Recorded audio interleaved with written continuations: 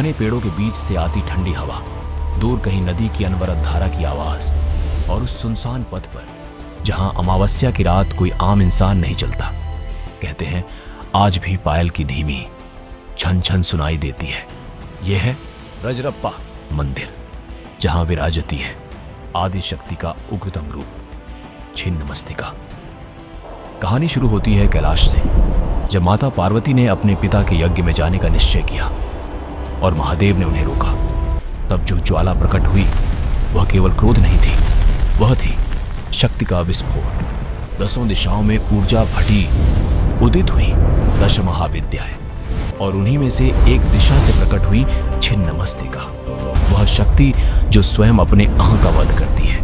देवी की 2 सखियां जया और विजय भूख से व्याकुल हो उठी। उन्होंने भोजन मांगा। देवी मुस्कुराई और अगले ही क्षण अपना सिर स्वयं काट दिया। धरा कांप उठी। 3 रक्त धाराएं फूटी, एक डाकिनी के लिए, एक शाकिनी के लिए और तीसरी स्वयं देवी के कटे हुए मुख के लिए। यह आत्म बलिदान नहीं था, यह था अहंकार का वध, छिन्नमस्तिका जो ईगो को छिन्न कर देती है। मंदिर के पीछे एक अद्भुत संगम है। एक ओर शांत गहरी बहती दामोदर नदी, दूसरी ओर चंचल उग्र भैरवी नदी, दोनों का मिलन। स्थानीय लोग कहते हैं यह केवल जल का संगम नहीं है, यह शिव और शक्ति का मिलन है। दामोदर स्थिर महादेव, भैरवी ऊपर आरूढ़ शक्ति। तंत्र में इसे कहते हैं विपरीत रथ। बहुत कम लोग जानते हैं। रजरप्पा का अर्थ है राजाओं का श्मशान। कभी यह पूरा क्षेत्र महामशान था। तंत्र में 4 महामशान माने जाते हैं और उनमें से एक यही स्थल है। नाथ परंपरा के सिद्ध यहां साधना करने आए।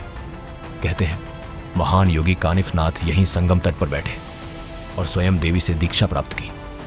कल्पना कीजिए आज जहां आप खड़े हैं वहीं कभी देवी और साधक के बीच संवाद हुआ होगा।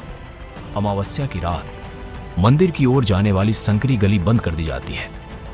कई साधकों ने कहा है जब सब द्वार बंद होते हैं तभी उसी मार्ग से पायल की आवाज आती है, धीरे धीरे मंदिर की ओर बढ़ती हुई। क्या यह कल्पना है या सचमुच कोई अदृश्य शक्ति उस पथ से गुजरती है? तांत्रिक परंपरा में 3 प्रमुख शक्तिपीठ माने जाते हैं, कामाख्या मंदिर, तारापीठ मंदिर और तीसरे स्थान पर रजरप्पा की छिन्नमस्तिका। यह मंदिर कई बार टूटा फिर बना, नदियों ने अपना मार्ग बदला, पर ऊर्जा वही रही। जब आप संगम तट पर बैठते हैं, दामोदर की शांति को देखते हुए, भैरवी की गर्जना को सुनते हुए, तब समझ आता है छिन्नमस्तिका का संदेश क्या है। आप कुछ भी नहीं है, आप शून्य हैं और उसी शून्य में संपूर्ण शक्ति छिपी है। अगर यह कहानी आपको छू गई हो तो लाइक करें, कमेंट में अपनी राय लिखें और ऐसी और रहस्यमयी कथाओं के लिए एपिक बैटल्स ऑफ भारत को सब्सक्राइब करना न भूलें।